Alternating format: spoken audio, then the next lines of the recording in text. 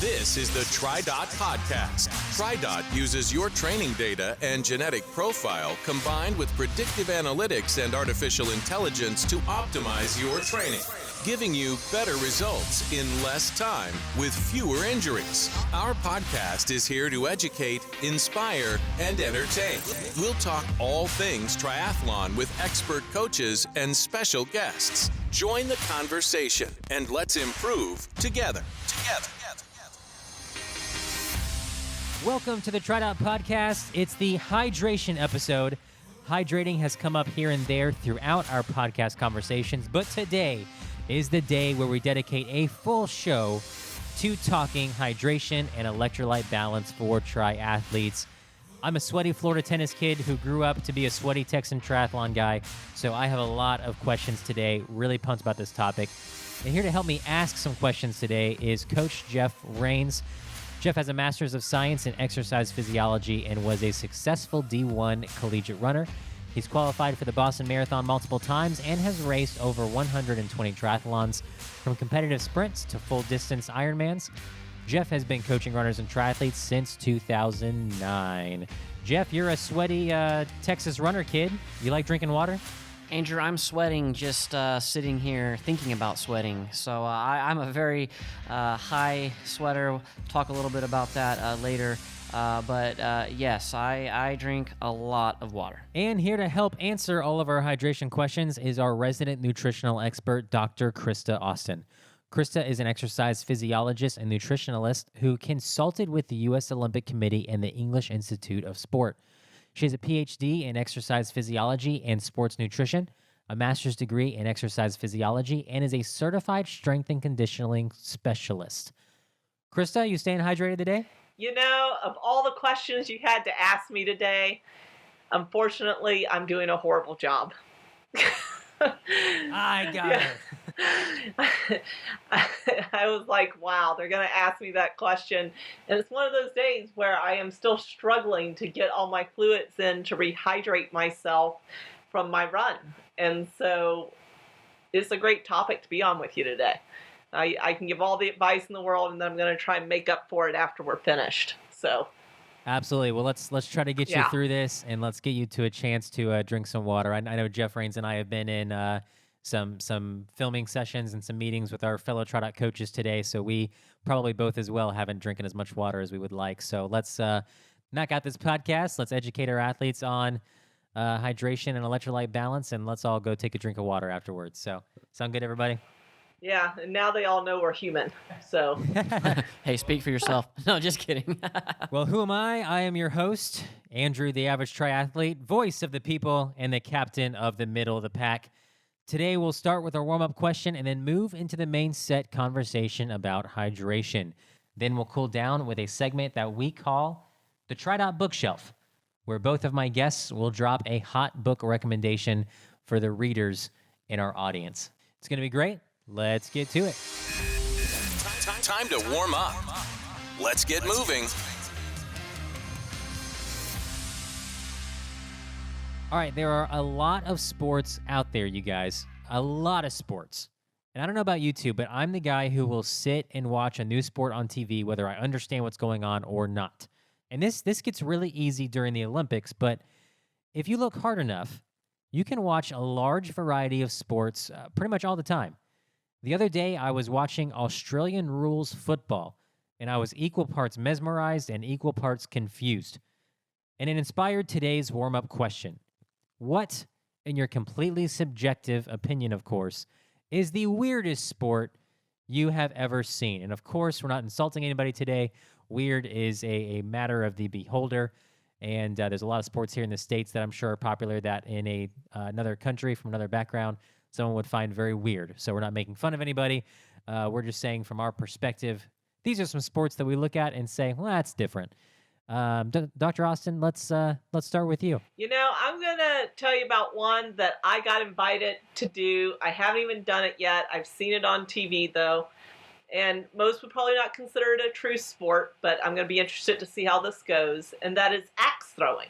Have you guys seen this? I've never heard of this. It's like a new... Yes, I have. I've heard of it. It's very intriguing. Yeah.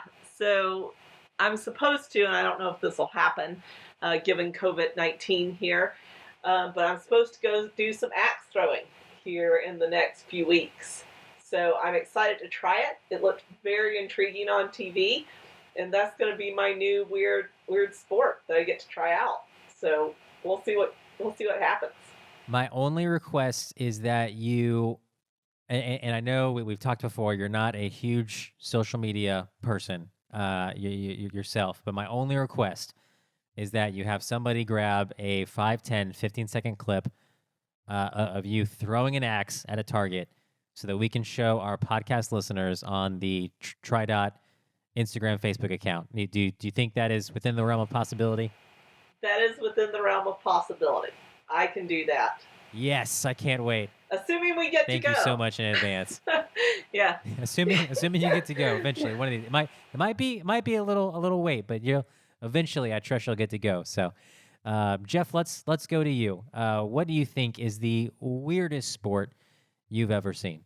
Like always, I'm going to give a fairly unique answer and a couple of different answers to your question, not just one. Well, one, I got the opportunity to meet Eric Burns, who former Major League Baseball player. He was a guest keynote speaker at the Endurance Exchange this year, 2020, out at Arizona State.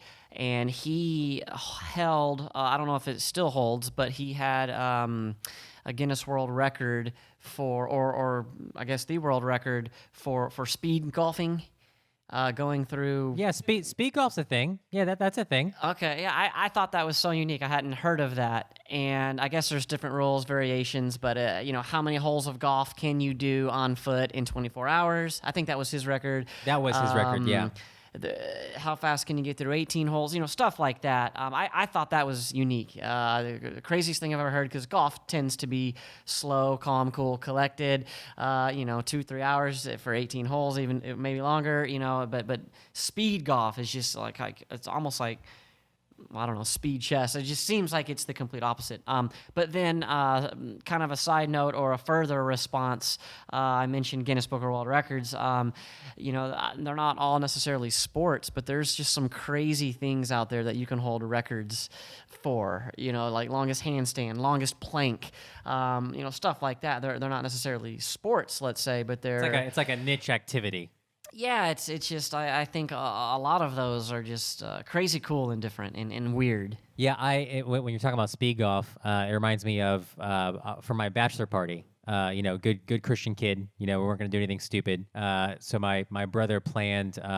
He found, and I had never heard of this at the time, but I played soccer in high school, and he found that there's foot golf now, where some golf courses will take a very small portion of their facilities, and it's literally it's a little 9 to 18 hole course, but you play it with soccer balls and soccer cleats, and you kick the ball towards the hole, and so it takes you 2, 3, 4, 5 kicks, however many, and so your first kick is like driving the ball down the range, and then your second and third kick is usually trying to approach the hole, and then you have a putt or two.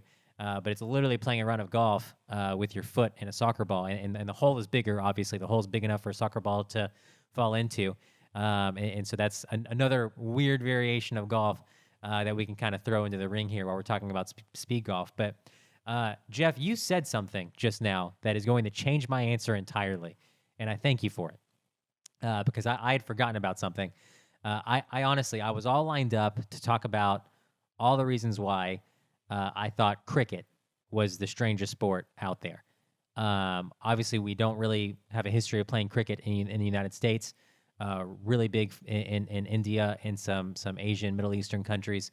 I know some European countries are very into cricket. And I read a long-form journalism article one time that really broke down the sport. And it was fascinating to read. And very, very interesting sport, but just very different from anything we have in the United States. And so I was lined up to say that. But when you said chess, it reminded me that a actual viable sport out there is chess boxing. Have you guys heard of that? Chess boxing? Punching? Chess boxing. Whoa. Elaborate, please. And so literally what they do is they they will. I don't know. I think they start with boxing, but they will box around in the ring, and if nobody wins in that round, as soon as the bell rings, instead of them going to their corners and getting a break, two barrels or three barrels are brought out. Both boxers sit on a barrel. In between them is a chessboard, and they, for 1 minute, 2 minute, I forget the exact amount of time, they literally will play speed chess.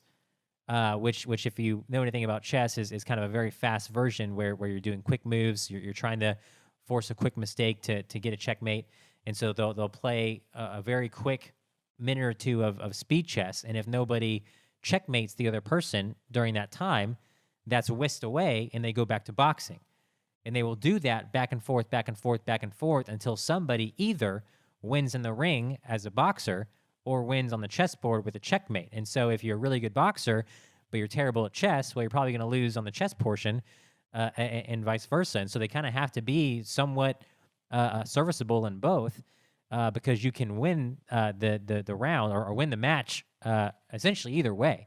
And so I actually have chess in my background, revealing the nerd in myself a little bit. When I was an elementary school and middle school student, I was ranked in the state of Florida as a scholastic chess competitor. Not in, I would feel like I'm bragging, but that's probably the worst thing to ever brag about, right? But when I found out that was a sport, I'm way too little to ever box, so I'd never do it, but I was just fascinated. But I would say that chess boxing, to me, is just the strangest sport out there. I'm so glad you brought up chess in it, because it brought me back to that. Cricket, you're vindicated. You are not the weirdest sport in my eyes. You're actually pretty cool. I just wish I understood you better. Chess boxing is my vote for the weirdest sport on the planet. So guys, go to your local axe throwing business and give that a try. We're going to see Dr. Austin do that. Check out some chess boxing on TV, and go give your local golf course some business by playing around a speed golf. On to the main set. Going in 3, 2, 1.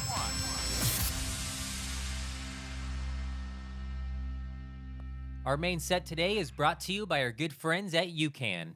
Here at TriDot, we are huge believers in using UCAN to fuel our training and racing. In the crowded field of nutrition companies, what separates UCAN from the pack is the science behind their superstarch, the key ingredient in UCAN products.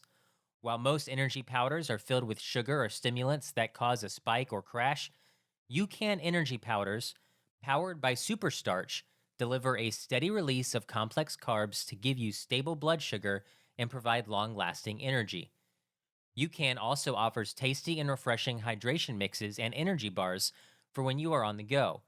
My personal favorite is the coffee energy bar, because I firmly believe there is never a bad way to consume more coffee.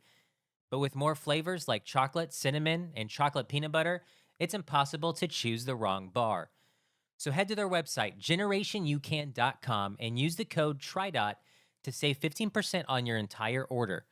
When I was new to UCAN, my first purchase was their perfectly named Tri Starter Pack. It's the best way to discover what superstarch-powered UCAN products are best for you. So once again, that's generationucan.com, promo code TriDot. It's no secret that staying hydrated is super important for training, racing, and even day-to-day life. For your body to perform at its best, you have to stay on top of your water intake and electrolyte balance. With so many water tracking bottles, different hydration products on the market, and weather variables that can affect us on race day, nailing hydration is way easier said than done. So Dr. Austin, let's just start just high level, general overview. Let's establish the baseline here. What are the general recommendations for water intake? So when you think about water intake, just so you know, you got to think about not only what you're drinking and actually, taking around in your water bottle and what you have in your glass at the table when you go for a meal, but also everything that's in your actual food. And what's interesting, if you take a look at recommendations from like the CDC, what you'll see is they actually report the average amount that people consume. And so if you take a look at what's reported for males, they drink on average about 117 ounces of water per day, or they consume that much between food and fluids. Whereas females appear to consume significantly less, about 93 ounces per day.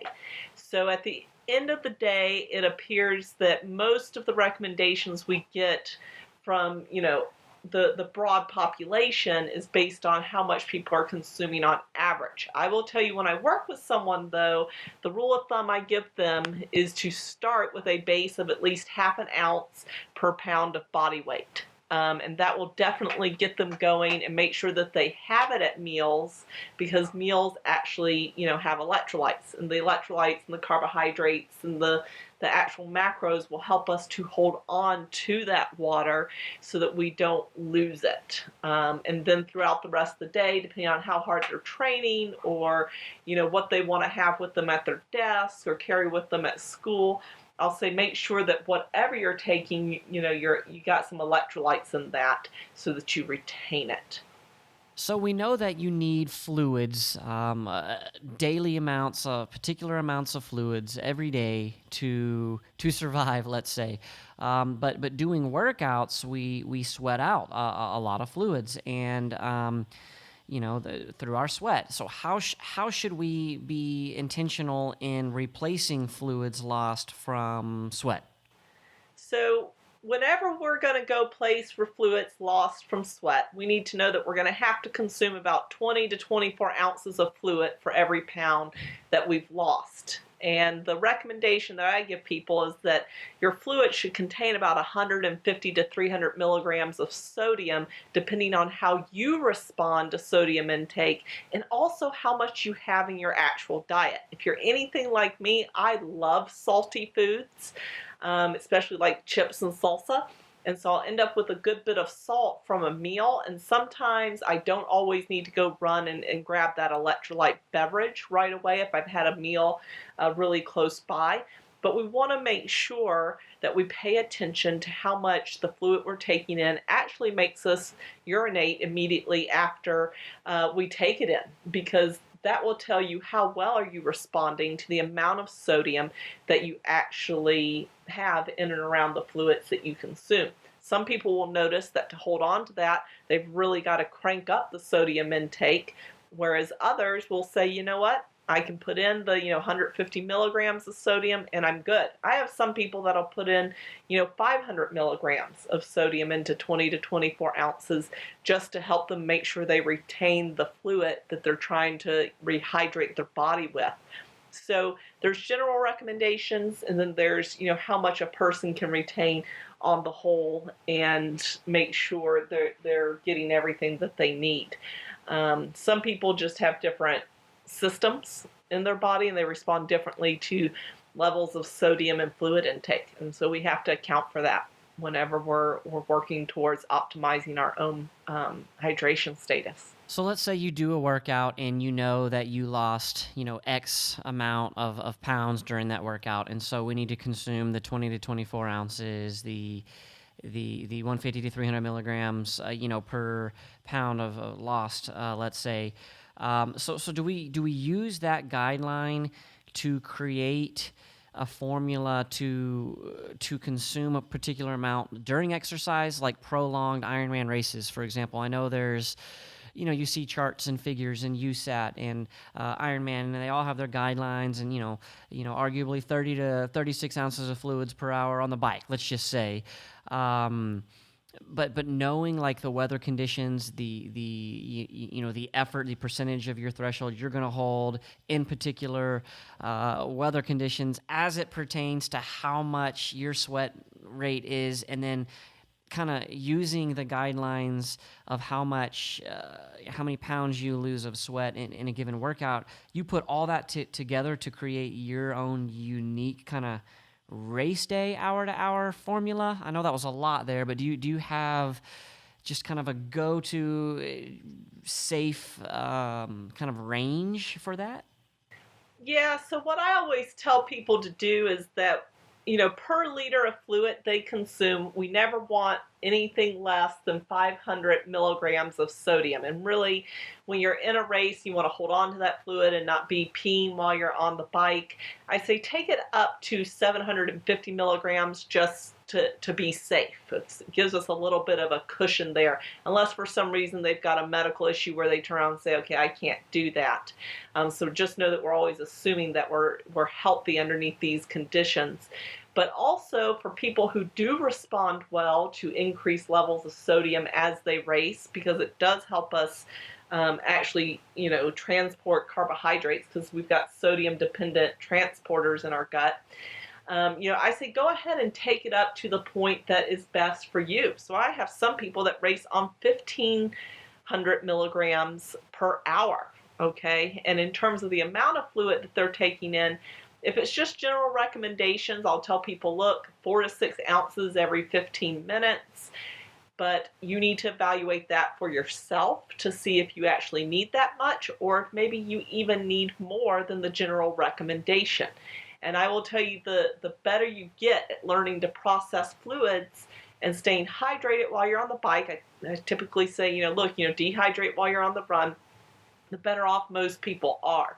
And so weighing yourself before and after an actual race intensity specific session to find out how much you do sweat at that workload is actually pretty important for dialing this in. If you want to go general, though, we typically tell people 4 to 6 ounces of fluid every 15 to 20 minutes. And then at the end of the day, make sure you don't have anything less than 500 milligrams per liter. And ideally, I would tell you to crank that up during racing.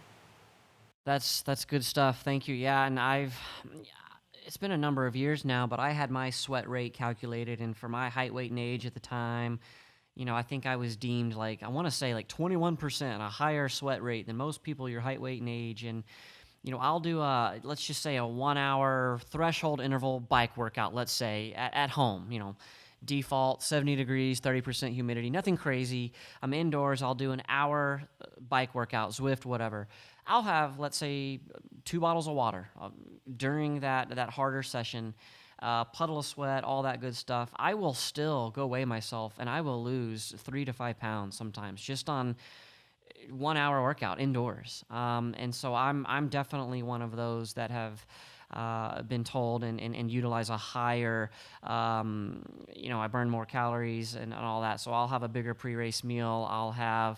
I always favor the high end of fluid ounces per hour on race day, and also the higher, closer to 12 to 1,500 milligrams of salt per hour. It's just crazy how each person is different. Yeah, so Dr. Austin, along those lines, what is the best way for someone to find out that information about themselves? Is the only way to have a sweat test conducted by somebody, or is there another good way to kind of tell how much water and salt is best for you? So what I recommend to most people is just that we, find out what helps them to feel the best. And the reason I ask them what helps them to feel the best is because we need them to feel good on race day. And typically that actually means going through a few race simulations, bricks, or just, a specific workout like Jeff talked about, which is to just say, okay, before and after, what is it that, I actually did to make myself feel good? And I'll say, okay, you felt good. Could we have possibly felt better? And so we'll manipulate one variable at a time. I'll say, okay, you took in the 500 milligrams per liter, but if we go up to 750, do you feel better? Okay, and if they all of a sudden turn around and say, you know what, I did feel better, I'll say, you know what, let's try 1,000. And they get to 1,000 and they say, you know what, I didn't feel all that much different, but I'd rather be safe than sorry, so I'm going to stick with 1,000 milligrams per liter of fluid intake. Then we'll turn around, we'll take a look at the fluid, and we always weigh ourselves before and after to calculate sweat rate. And we take a look at how much that is, and if it's not an unreasonable amount to actually consume, especially while we're on the bike, I'll say, okay, let's work to try and get you up and train your gut to take in that much. And over time, they typically can do that and say, you know what, I feel good, I feel fine, and we will move forward towards trying to optimize while they're on the bike and letting them dehydrate while they're out on the run. So weighing themselves before and after, manipulating the sodium intake gradually one at a time is kind of the, no test approach in terms of everything, in terms of cost, I guess you could say, towards getting the information that you want for yourself. But go based on how you feel. If you feel better at higher sodium intakes, or you feel better at, higher fluid intakes, go ahead and work that way. Just don't ever drink too much in terms of actually drinking to the point that you're gaining weight. And that's when it actually kind of gets dangerous during a race. We run risk towards hyponatremia. So we actually want to make sure that we don't gain weight in the process. So if someone's kind of experimenting with this on their own accord, and they're doing the weighing before, weighing after, trying different amounts, is the goal to leave a workout weighing about what you did before because you've taken that water in and the salts has helped you retain it? Or is the goal to weigh just a little bit less when you come out of a major workout? What are we kind of trying to get ourselves towards? If it's doable, and this is not always doable, I try to get them to come out with very little dehydration, mainly because I believe it helps them optimize the power they're putting out, the pace they can hold on to during a session. But if they're really heavy sweaters, what you'll find is that they will come out, weighing a good bit less, usually 3 to 4 pounds less than what they actually started off with. And they, say, hey, this is all I can take in. And then it's just, kind of playing catch up at the end of the day, throughout the rest of the day, the next 24 hours before they start working out again. And it's really dependent on the individual. Some people just say, hey, Krista, this whole concept of drinking the entire time I'm training just isn't for me. It's not something that I'm big into. And so they will intentionally come off, 2%, maybe even 3 to 4% dehydrated, and they'll even try to race that way. And so I'm going to use functional dehydration as I go into my race, and I'm going to use it a little more extreme than some people because they say, I just don't feel good taking in all that fluid. So you have to work with the individual. So let's move on to talking about the actual primary electrolytes that athletes are used to hearing about. Which ones are the ones that we should really be paying attention to? So the biggest one you want to pay attention to is sodium. Okay, that's the one that we have the potential to lose the most of. It's the one that's primarily excreted in sweat. And you will find people that, will lose 1 to 2 grams of sodium an hour. And so if you think about that, it's really kind of dangerous that you might sodium deplete. So that's why when you turn over the bottle or you look on the back of the package, go and check out how much sodium it actually has, because that's what's also going to help you retain water when you actually go to rehydrate. The other ones that are commonly in these sports drinks include potassium and then also sometimes calcium and magnesium. Are they a necessity? No, potassium more so than calcium or magnesium, but you're not going to lose that much of them in sweat that you have to have them. Is it a situation where if they're in a drink that you shouldn't be having it? No, that's fine if they're in there, but just know that you lose very little of those in actual sweat, and you actually have a good bit of potassium intracellularly. And you can pull that out when you need it and use it during actual exercise. And if we're eating right, what you'll find is that people's potassium and magnesium and calcium intakes are at 100% of the RDA, if not actually higher, just because we're consuming more calories as an athlete than most people. So it really teaches you, if you do your nutritional analysis and you turn around and find out, oh, you know what, there's not enough magnesium or potassium or calcium in my diet, I say, let's take a look at what you're eating and see if we can improve how we fuel our body before we actually rely like on a sports drink to get those levels up. So when we're choosing our sports drink or our other means of getting in water and electrolytes, is sodium then pretty much the only thing we need to pay attention to? And because I've seen some products who will advertise this much sodium and this much potassium, this much calcium, magnesium, and they'll advertise that their ratio is the best and our ratio imitates human sweat and theirs doesn't, and this and that. Does it really just come down to sodium? Yeah, I mean, the biggest thing you want to look at is sodium, and it's the others are kind of, negligible in my opinion, because so little is actually lost in sweat. For most companies, they're trying to find a way to get you to purchase their product and make it look superior to other products. And in all reality, when you work at it for years, what you find is that we need a wide variety of products to actually keep us hydrating well. And so what I encourage people to do is to say, hey, make sure the sodium content's in there, and then make sure you've got a wide variety of products you're willing to rely on in order to actually get your body hydrated and stay hydrated. The other reason you can actually think about that, and I don't know how much you guys have seen this, is that I'll have athletes that just turn around and they take some pink Himalayan salt and say, can I just use this to help hydrate me, and put it into my fluids that don't have sodium naturally? And I say, yeah, absolutely. Throw that salt in there, and then that way it can stay with your body. So just know that sodium is that key ingredient, followed by potassium, although you really, if your nutrition is correct, you shouldn't need to rely on an electrolyte beverage to get the potassium that you need. So if sodium is kind of that main ingredient, while we're racing, and especially in hot weather, are there benefits in like increasing the sodium content like mid-race? Like what exactly, at elevated heart rates, we're a little hot, we're 70% into a big race, an Ironman, we're deep into the race.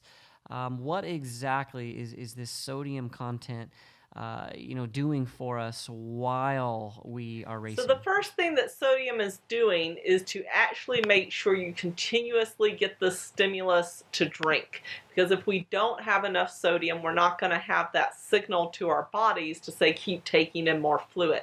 So first and foremost, that's why it's in there, especially when we're out there competing.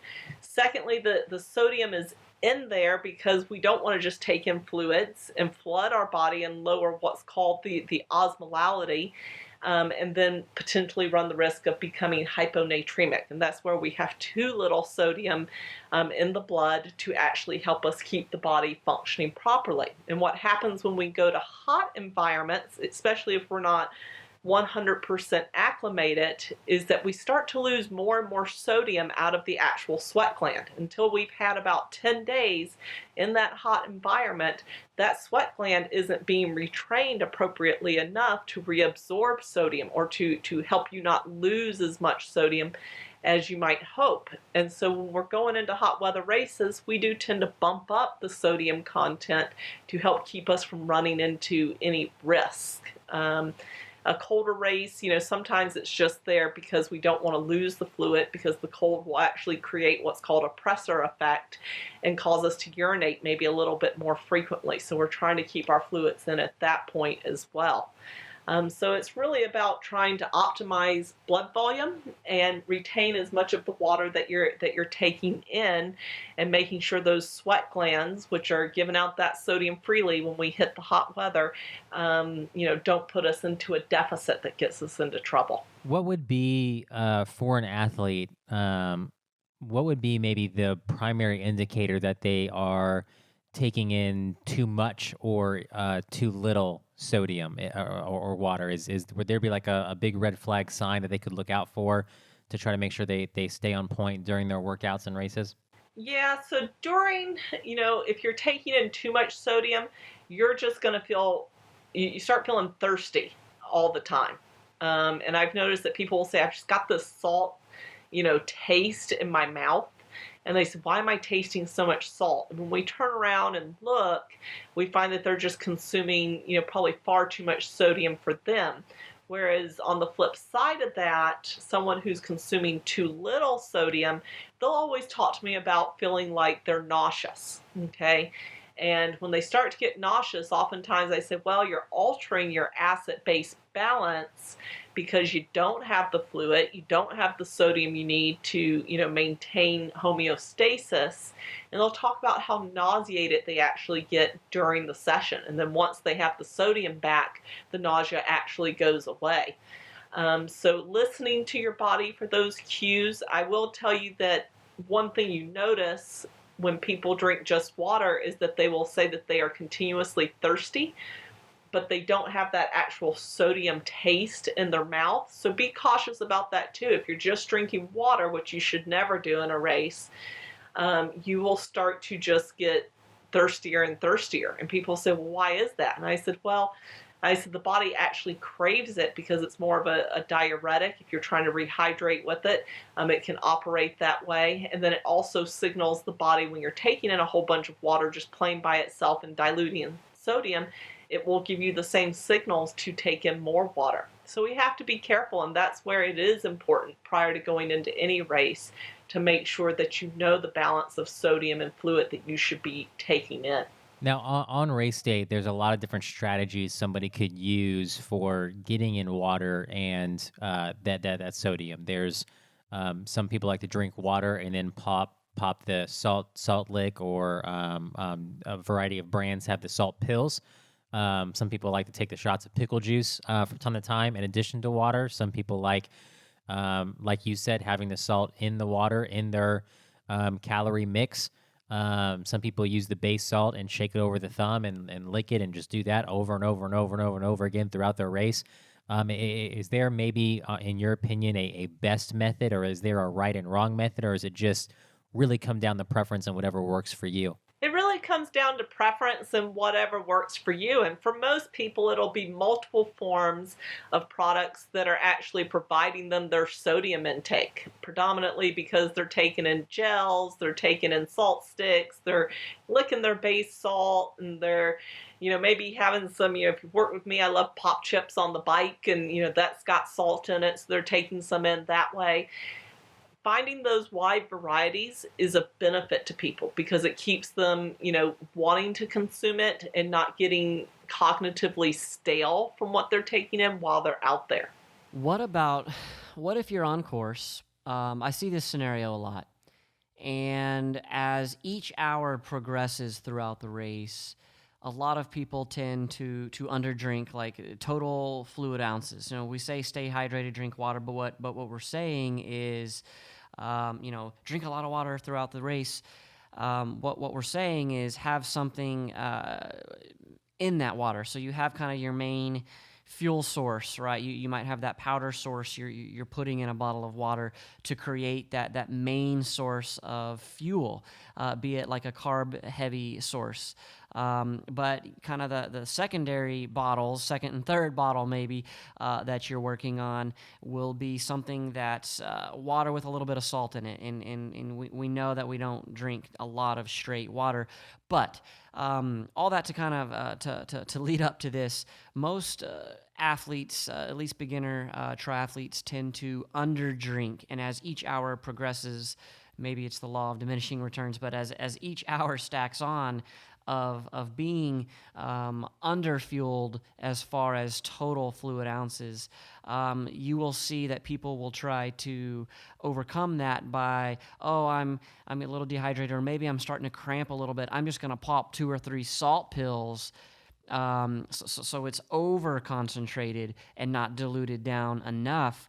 What are the scares, or the possible precautions in taking in too much salt but not diluting it down enough? What could that lead to? Well, very rarely would you ever, hear someone sit there and say, "Oh, I have hypernatremia while racing."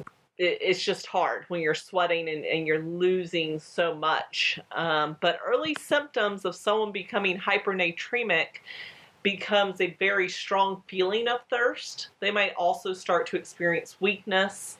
They could also experience nausea and a loss of appetite. They might have some muscle twitching that occurs. They might start to get confused just because they don't have the fluid, but they've got all that sodium.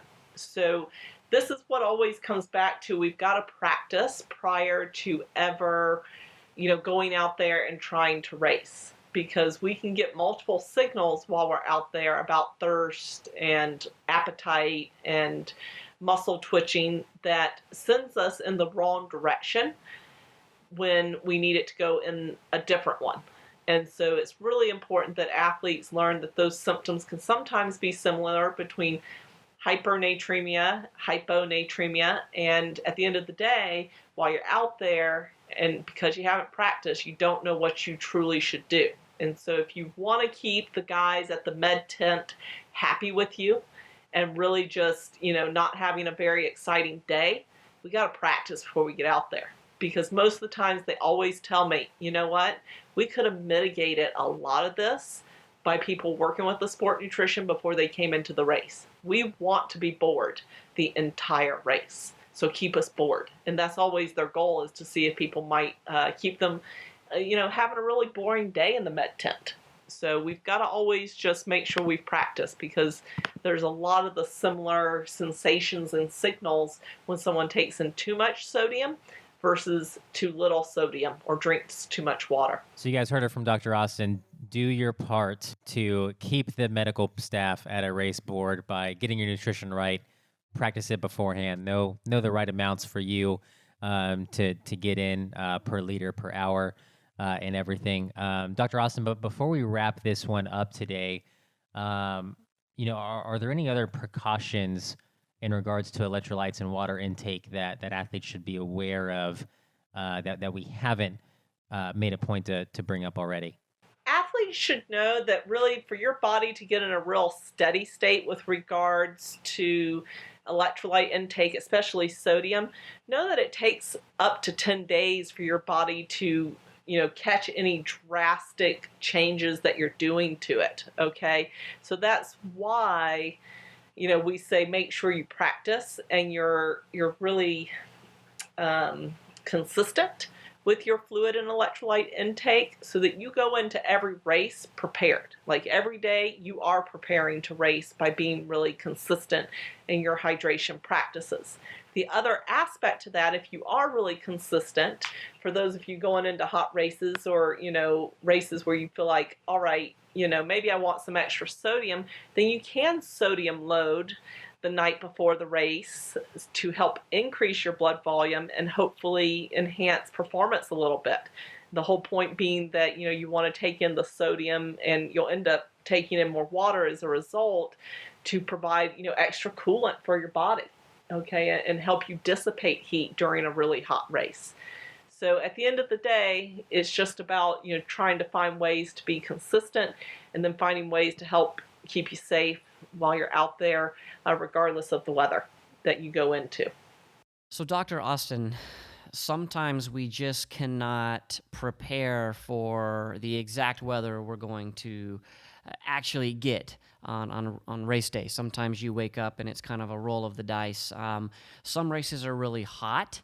Some are dry. Some are even kind of cool or warm. They're not just killer hot, but they're super humid. I mean, how does the idea of maybe convection or humidity, how should we go about race day being prepared for any of those scenarios? So I think what happens to a lot of people when they go to a race, and I think people have gotten better about this over the years, we've learned a whole lot more, is that they need to pay attention to what kind of hot race are they actually going to. And that's because if you go to a dry, hot environment, you actually have what you talked about, which is convection, which you'll be going through, 2/3 of the race and say, I barely feel anything on my forehead. I haven't even had a drop of sweat really get in my eyes that I've had to rub out. Why is that? And they'll think that they're not sweating. In all reality, they are sweating a good bit, if not maybe more than they're used to even.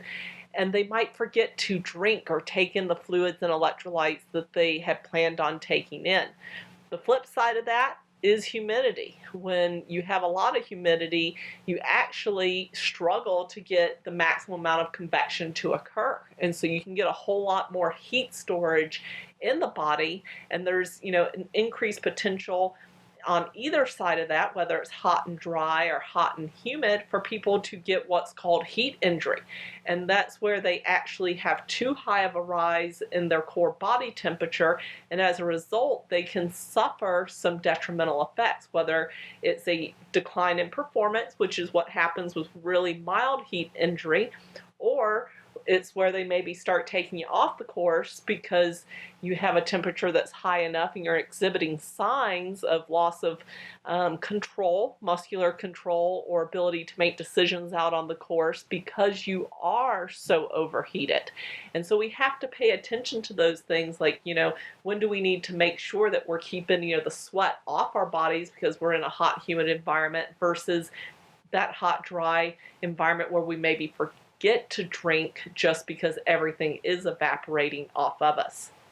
Then, of course, there is the good old neutral temperature where it's the perfect day and we're like, wow, I feel great. The weather is ideal. And people need to know that you won't have to drink as much because you're not going to sweat as much. And at the end of the day, just because you feel good while you're out there doesn't mean that you don't need anything and that you should not stick to your plan.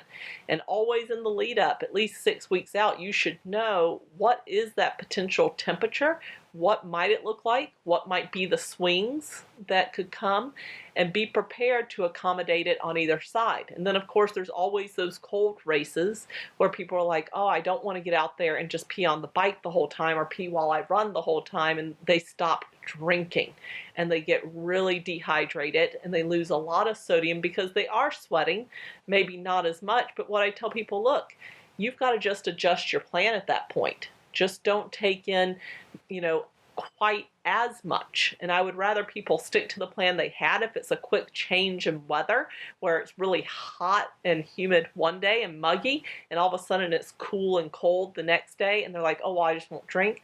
Stick to your plan rather than trying something new on race day. It comes back to those basic principles. I'd rather you pee on the bike and on the run and just kind of cope with it and deal with it than to be out there and something go really wrong because you didn't practice. But typically in colder races, we really do have to work towards keeping ourselves mindful about taking in fluids and electrolytes because people will stop because they do feel cold. They don't think they're sweating.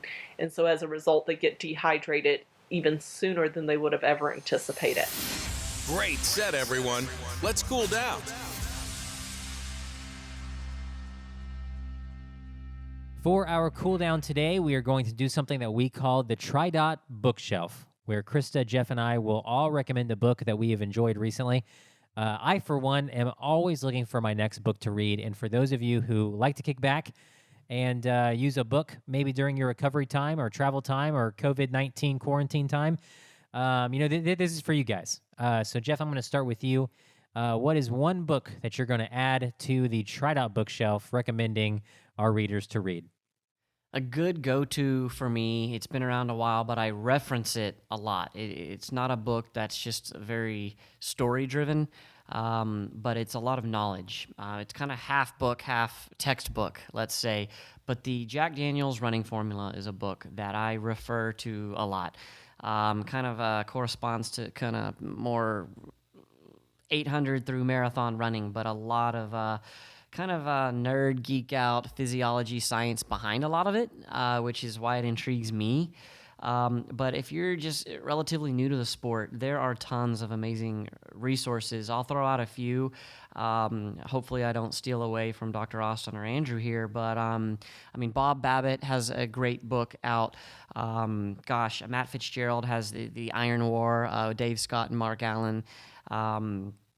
James Lawrence, the Iron Cowboy, has a book about his journey of 50 Ironmans in 50 days, 50 states. Chrissy Wellington, Kona world champion, numerous times, has a book out that talks a lot about her story. So all of those are just good go-to kind of first reads, or if anyone's been in the sport long enough, has at least heard of one or all of those books. Jeff Rain's always overachieving. I asked for one book, and he gives us about 9. So thanks for that, Jeff. Some great recommendations there. The Jack Daniels book is I know a good one. I know the TriDot score system, your run dot, bike dot, swim dot, is actually kind of inspired by the Jack Daniels running formula. So I know that we're big believers in that book. Dr. Austin, what is your book recommendation for today? So I have become, over the years, a big fan of Brené Brown. And I first read the book called Daring Greatly a couple years ago. And I will just tell you, it was very impactful. She talks a lot about vulnerability and just, how does this impact our ability to engage with society? So that is the one I probably would tell people to dive in first, and then jumping in and taking a look at some of her other books that are out there, I think would be, a good place to turn to as well. So I'm big on kind of getting into the mental aspects of it and challenging my mind and I guess my soul a little bit when I look for books, because if there's any more, science or tech that, I have to read when I'm trying to kick my feet up, I tend to push it away, to be honest, and step into another world, hopefully. So. No, that's great, because you just given us not just a one book in particular, but a new author to really dive into, and a lot of athletes that use TriDot I know are interested in that topic. So, guys, check out that author. We'll have links in the show notes for all of these books for more information there. The one I'm gonna introduce today, I'm really big, kind of like you, Dr. Austin. I really in my personal time, I like books that are story driven. I like books that have a good narrative, tell a good story, and maybe you learn a little bit along the way and really dive into someone who had some human emotions about something. And so the one I'm going to say today, Scott Jurek is a ultra runner who is really well known in that community. And he has a book called North that he wrote about when he set out to set the speed record for through hiking the Appalachian Trail. And he doesn't hold that record anymore, but he held that record for a good minute. It took him 46 days to run the 2,189 miles that make up the Appalachian Trail. It starts in northern Georgia and goes all the way to Mount Katahdin in Maine.